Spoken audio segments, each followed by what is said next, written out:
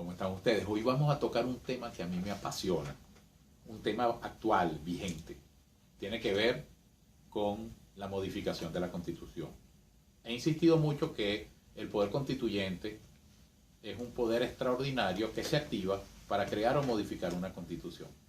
Pero hoy les voy a hablar de una tesis que tengo, porque se ha utilizado y desviado el poder constituyente en los tiempos modernos y sobre todo en América Latina para desvirtuar lo que es la Constitución, para desvirtuar lo que es la fuerza constitucional.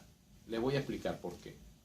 Cuando hablamos de poder constituyente, les dije que se podía hablar de, en la doctrina se habla mucho, poder constituyente originario y poder constituyente derivado. El poder constituyente originario es el que crea una constitución. El poder constituyente derivado es el que modifica una constitución siguiendo los procedimientos pautados en una constitución precedente. Ahora bien, se ha manipulado el concepto de poder constituyente originario. Porque, por ejemplo, se han convocado las dos últimas constituyentes, la del 99 y esto que han llamado constituyente, pero que no tiene ningún viso ni característica de un poder legítimo que responda a una voluntad popular. Esta última, la del año 2017, se ha tratado de calificar como una constituyente originaria sin serlo. ¿Y por qué le dan ese calificativo? Porque dicen que puede hacer cualquier cosa. Y eso es mentira. En el constitucionalismo moderno, en virtud de la vinculación que hay con el principio democrático, no pueden haber poderes incontrolados. Y menos un poder constituyente que no tiene ningún origen legítimo como el de la constituyente del 2017. ¿Por qué les hago la advertencia? Porque precisamente la Constitución, cuando es aprobada, establece los mecanismos de modificación. Y esos mecanismos de modificación deben ser respetados. Sin embargo, encontramos situaciones muy interesantes donde, por ejemplo, en Colombia, la Constitución actualmente vigente fue aprobada por un mecanismo que no estaba contemplado en la misma Constitución. También encontramos que en Francia se han utilizado en varias oportunidades bajo la vigencia de la Quinta República, aparte del mecanismo que establece la Constitución, el mecanismo de consulta popular directa para aprobar modificaciones de la Constitución. Y eso se ha visto, pero lo que no se puede aceptar es que se diga que un poder constituyente puede hacer cualquier cosa, que no tiene límite, como se está haciendo en este momento y como se ha hecho en el pasado. ¿Qué es lo que hay que aclarar? Algo muy elemental. Si no hay una constitución precedente, como le pasó a los Estados Unidos en 1787, se va a activar una fuerza constituyente inicial, que es para mí, y eso es un concepto que yo explico en un libro que se llama la fuerza constituyente inicial. ¿Qué es para mí la fuerza constituyente inicial? Por supuesto, es el conglomerado de factores que en una coyuntura política determinada, en virtud de una ruptura, se ven en la necesidad de aprobar un nuevo estatus, una nueva estructura de poder. Por supuesto, como ellos no parten de ningún precedente, no tienen una limitación procedimental. Pero eso se da en la primera oportunidad en que se hace la Constitución. ¿Cuándo es el otro mecanismo donde se puede hablar de un poder constituyente originario? En el caso de las revoluciones y los golpes de Estado. Hay una ruptura, una revolución, una ruptura ideológica absoluta con un orden previo. Un golpe de Estado no es tan así, pero implica en cierta forma romper el orden constitucional regulado en la Constitución que se da por vías de hecho. En consecuencia, salvo estos elementos que pueden originar constituciones, no se puede hablar en democracia de un poder constituyente originario activado. Y les voy a explicar sencillamente por qué. La Constitución del año 1999 prevé la figura de la Asamblea Nacional Constituyente y dice que hay tres elementos para que esa Asamblea Nacional Constituyente se active. Una, para aprobar una nueva Constitución. Dos, para modificar el orden jurídico. Y tres, para transformar el Estado. Está regulada en la Constitución. En consecuencia, es un poder constituyente derivado, aunque se llame Asamblea Nacional Constituyente.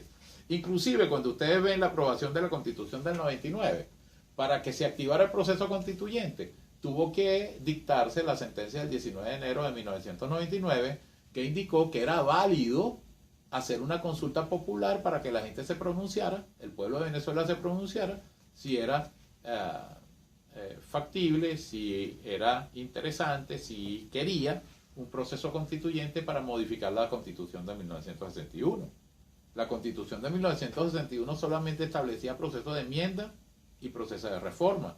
No establecía un proceso de Asamblea Nacional Constituyente.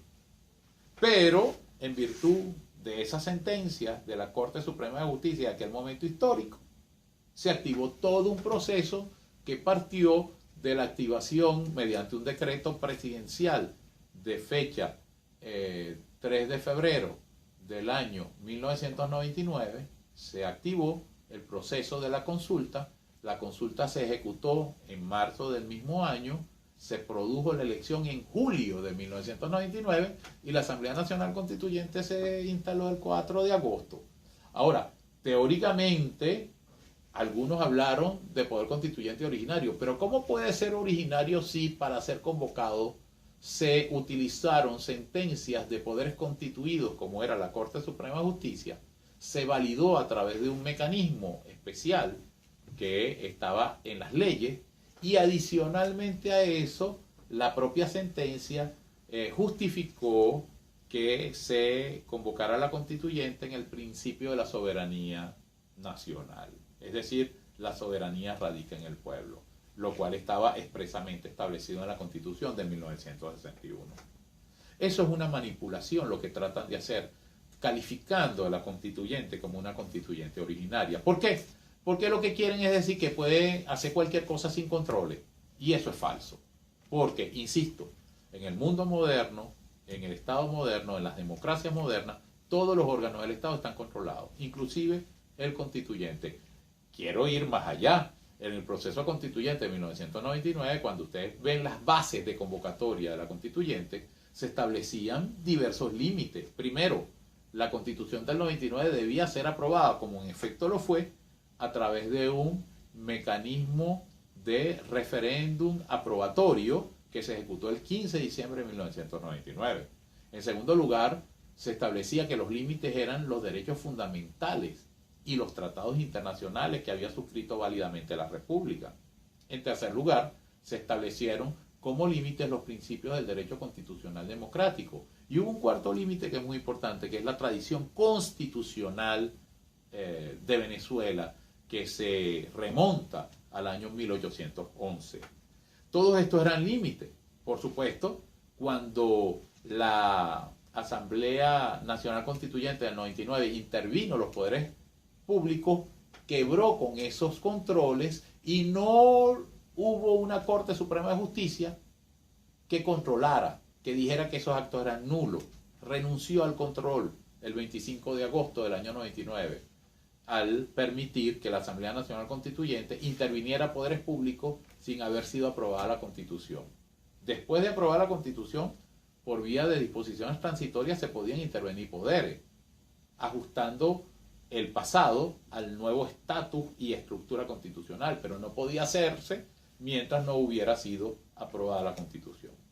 De manera que la fuerza constituyente inicial para mí es una coyuntura en la cual se activan los mecanismos creadores del Estado, de una nueva organización, donde se crea una nueva estructura de poder, y sobre todo, si estamos hablando de constitucionalismo democrático, donde esa estructura de poder se equilibra con unos derechos fundamentales. Las características de esa fuerza constituyente inicial es que, aunque digan que la convoca el pueblo, no es verdad, son élites políticas. Hubo élites políticas que convocaron en el proceso de la Revolución Francesa un poder constituyente. Fueron élites políticas las que redactaron la Constitución de los Estados Unidos en 1787. Fueron élites políticas las que aprobaron la Constitución de 1811 y 1830. Otra característica de la fuerza constituyente inicial es que, como no hay un instrumento precedente que la regule, pareciera que no hay controles. Y es verdad, no se dice en ninguna parte cómo hacerlo. pero los procesos históricos demostraron que se podían establecer instrumentos constitucionales garantistas y que establecieran un Estado democrático. Otra característica, y es algo realmente interesante, es que la fuerza constituyente inicial ha sido tradicionalmente vinculada con un elemento teológico, que es Dios. Ustedes se van a sorprender, todos los instrumentos racionales de organización del Estado parten de la existencia de Dios y solicitan la protección de Dios a ese proceso. Esto es un tema bien interesante, pero lo que me interesa dejarle en la mente es que la teología ha sido un factor clave en la configuración del Estado moderno y en la definición de un derecho constitucional, que no es nada más ni nada menos que el conjunto de normas jurídicas dentro de ese orden jurídico del Estado que se dedica, ese derecho se dedica al estudio de la Constitución y de las instituciones políticas fundamentales. ¿Y cuáles son las instituciones políticas fundamentales del Estado? Por supuesto, aquellas que establecen y regulan las relaciones de poder.